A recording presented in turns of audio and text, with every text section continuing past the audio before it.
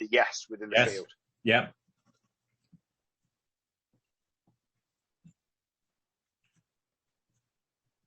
He also took on more responsibility. Who was supervising those? Wasn't that Peter Walker's job? Supervising who? The surveyors. From an audit perspective, yes. Checking the reports were right once the output had been done, yes. Right, okay. What else was Peter doing then? That was Peter different? Walker? Sorry, Peter Hart. So what was different to his original contracted job position that he was doing? He was doing very well at it. He was bringing people on nicely, which meant that their income was going ahead of his. And he took on the sales function.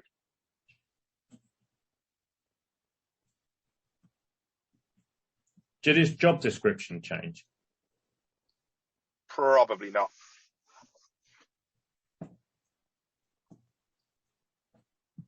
He's got no bonus requirement in his contract, had he?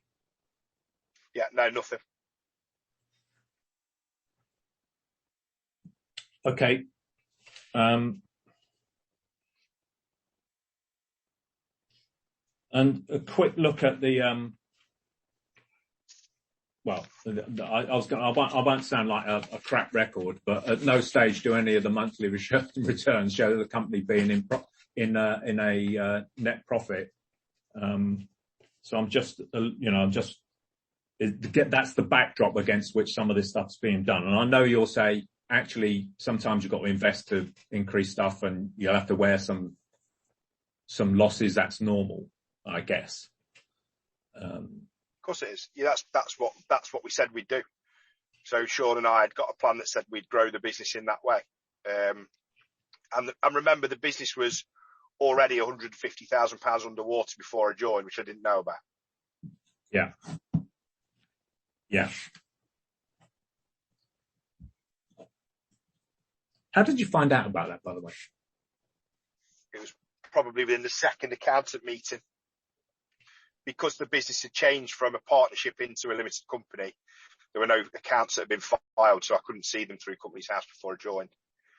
And then when I looked at what was going on, they'd invested in a system that didn't really work and recruiting people that weren't in the business anymore.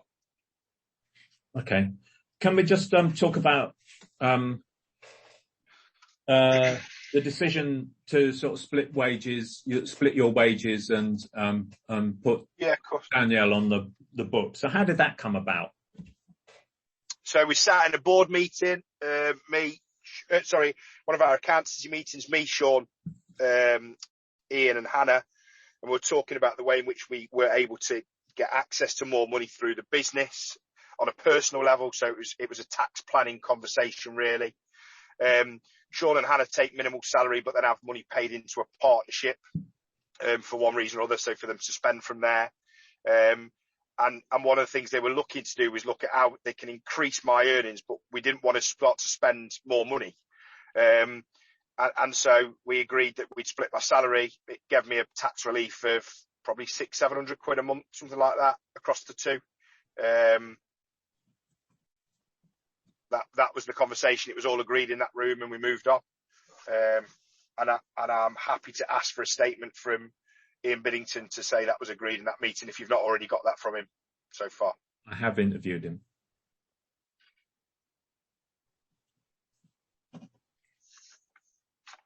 So let me just understand this, that Hannah was there, Sean was there, Ian Biddington was there. Yeah. And this was in a meeting in the accountant's office, was it, or where? No, it was in our offices in Stoke. I remember it well. We were sat downstairs at Trent House and we were talking about lots of different things. And it was a time that we were talking about how if we got into profit, if we'd not had that crappy summer, that we were going to look at starting drawing as dividends. And that was the conversation we had. Okay, so I understand a little bit of this because obviously my company is a limited company, so I understand the dividends will get taxed at 7% until you meet a threshold, which is around about 50k, and then they get taxed at 32%. So what I'm trying to understand here is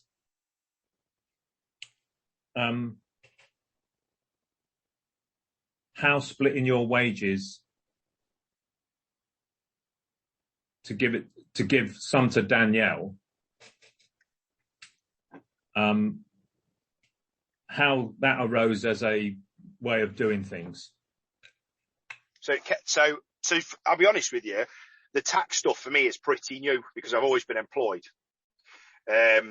So that will have come from a conversation that Ian Biddington would have had with me about the way we can have better tax relief. And he talked quite often about, you know, you've got this amount of tax relief, Joe. Danielle's got this amount of tax relief. You know, it was, you know, being paid £100,000 salary is obscene. You don't really want to be doing that because it, you know, from a tax perspective, it's you know, it makes it worse.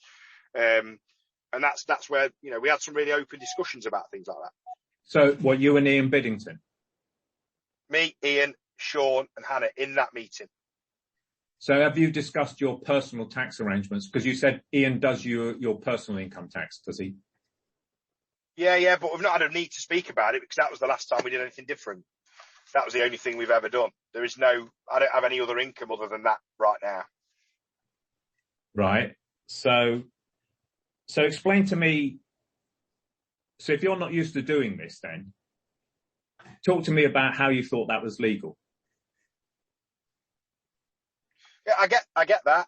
But is this a conversation that we're having about whether I'm legally right by HMRC, or did this conversation happen or not? That's the question I've got for you.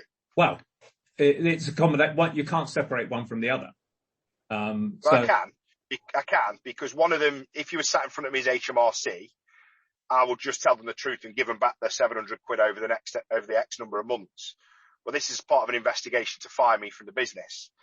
And collectively, we agreed that's what we were going to do. Right. So I've got that. I understand that. What I'm trying to understand is the context in which that's arisen. So what we're saying here, and correct me if I've not got this right, that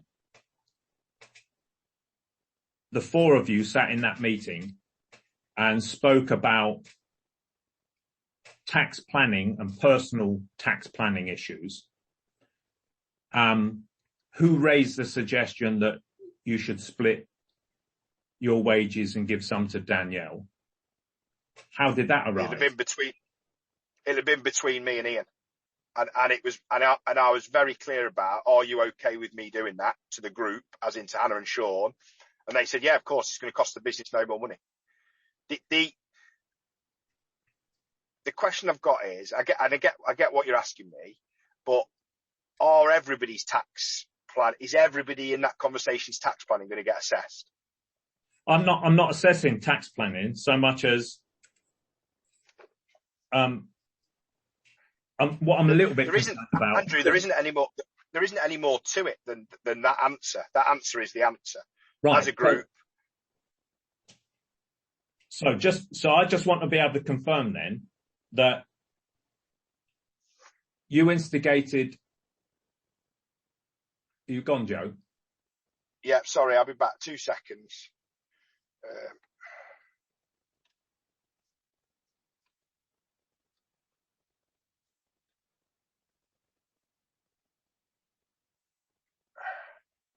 Are you looking for something on your phone? No, I needed to text somebody back, sorry, really quickly. That's no problem. So I just need to understand, because there are some liabilities, and they're not just liabilities for you. So I need to be really clear in the interests of everybody what the liabilities and how this came to pass. So this discussion took place when and where? Can you recall? In Stoke, with me, Ian Biddington, Hannah and Sean. We'll have talked about different ways of tax planning. Ian would have talked to me about the fact, and I can almost guarantee it was in that conversation. Ian would have talked to me about paying me £100,000 is a ridiculous thing to do because of the tax associated with it. And I don't know how, because I wasn't thinking I was going to be in this position again.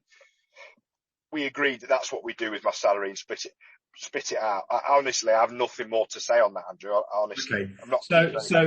So Danielle was put onto the company